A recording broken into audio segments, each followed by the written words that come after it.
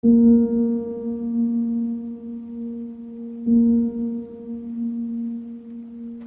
always the ones that are running into the gunfire, running into the burning buildings. They're the ones that are always going to save and to help others. It's at a DNA level where there's two things for sure: is I'll never quit and I'll never ask for help. And that's not anything from an ego perspective. It's just, hey, I'm the guy that is going to help. How did I end up in a situation where I'm the guy that needs help now? Most people will think that PTS is attributed just to soldiers in combat, but it's not. PTS, my version of it that I mainly talk about is just unprocessed trauma. You know what I mean? And then most of the trauma that we're talking about are things that just don't fit, like when kids get killed, or bad car wrecks, obvious things that happen in combat. But our first responders, our firemen, our paramedics, and our law enforcement come onto scenes, and see those things that shake up their humanity on every single day. I believe the hardest thing we face trying to get folks to enroll with Warriors Heart is, maybe their families are scared to reach out to Warriors Heart and let us know that they need help. The individuals a lot of times don't want to reach out, but it's our job. Look at our Ranger buddies on our left and right. If they're having trouble in their lives, we got to take care of them. We have folks that are coming to us in the absolutely most lowest points they've ever been in their lives. How people reach us at Warriors Heart is through family members and through loved ones that are looking out for them, because I'm not going to let my team down. I'm not going to reach out and ask for help. Our motto is that we take care of those that take care of us. What I mean by that is, from 9/11 to a 911 call, these are the folks, our protectors, who we call in our hours of greatest need. Our family members, whether it's a medical, whether it's our nation, these are the folks that we call, and they protect us and they take care of us. But at the end of the day, when the work is done and all that hard work is done, is who's taking care of them. Most of the time it's no one, or either they're trying to take care of themselves. So at Warriors Heart, we take care of them. We always talk about, hey, what's going to kill us first? Those that are struggling. There's several organizations that are out there that are doing incredible work with PTS, and there's several organizations out there helping out with TBI, with traumatic brain injury.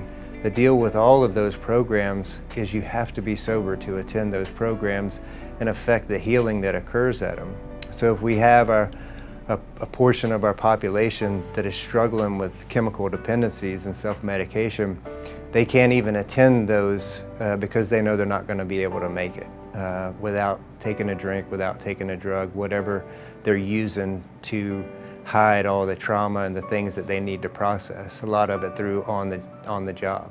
The next thing is that the curriculum that we do out there is very intense. We keep them busy all the time. One of the aspects of healing, is the creative process, and to do art therapy and those kind of things. And again, back to our population, finger painting and drawing, not that those are bad things, but they don't fit with that population. So in our shop, when they go in for creative therapy and stuff, it's welding and it's grinding and it's steel and stone, and woodworking. So it's hard work, and it gives that therapeutic effect without them knowing it, just doing hard work. There's a couple of bass lakes out there where guys go fishing, and again, it reminds them, they'll be out there fishing thinking, man, I remember when I used to love to fish. You know what I mean? Or it's something new that they find out that, wow, I really love it. Because we need all those breaks during the day for them, because the work that we do out there is really intense on the clinical side. If you're looking at what you'll take away from Warriors Heart,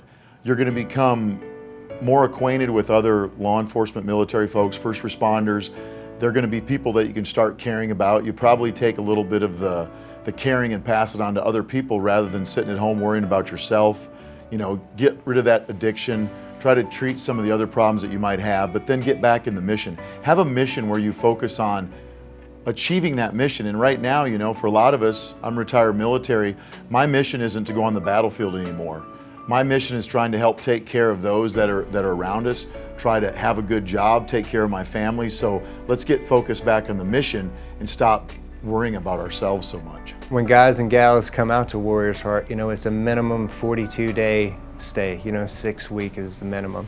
The reason why it's 6 weeks is because I always look back and try to put things in a frame of reference. A lot of times when folks show up to us, they still have to go through a detox process, which is usually about, depending on how bad off they are, anywhere from 4 to 8 days, kind of in a fog, so that's just kind of just moving through, learning the routines that we have going on and participating the best that they can. So you figure that gives us down to about 5 weeks. So imagine, hey, if we were taking a civilian from the street and getting them ready for combat, and hey, 32 days we have to train them, what would we train them? Because on that 33rd day, they're gonna be in a firefight. No ifs, ands, or buts. So those that struggle with chemical dependencies, when they come in there and receive our training that we do out there, because we call it a course that they come out and do, because nobody wants to go to rehab, but we've all gone to courses in our careers, so this is a place where we come out and they receive their training on how not to drink and use drugs and learn how to control and process their emotions so they in turn won't need to. So whenever it comes to what we're doing out there, just like everything else in life as we know it, it's either trained or untrained. That's what it boils down to. I was struggling emotionally. I was struggling with my TBI because I didn't have any training. I never knew how to process those things. I didn't know what, just like with my pistol, whenever I first learned how to shoot at 25 meters, I needed training. And because that's one of the narratives that we're trying to change, is that most of the time you hear whenever it comes to TBI and PTS, and then you add drugs and alcohol to that mix, they just start talking about it's such a complex problem, it's very complex. No, it's not. There are complex psychological issues. That's why we go at great pains in the selection process to make sure that folks come out there within our level of care. Once they are within our level of care and they come out, we get them trained up. And it's all about getting them back into the fight, whether that's in their jobs that they've came from, or getting them back into the fight of life and truly living their lives for the first time in a long time. Warriors Heart's extremely important to me because it's a place that we can send our warriors to get them healed up.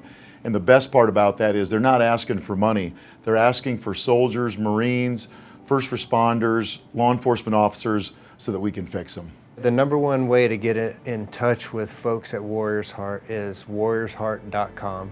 If you go to that site, the phone number is going to pop up, and then dial in that phone number will get you straight into admissions and the person that you need to talk to, whether that's a loved one, the individual that is seeking help, or a friend.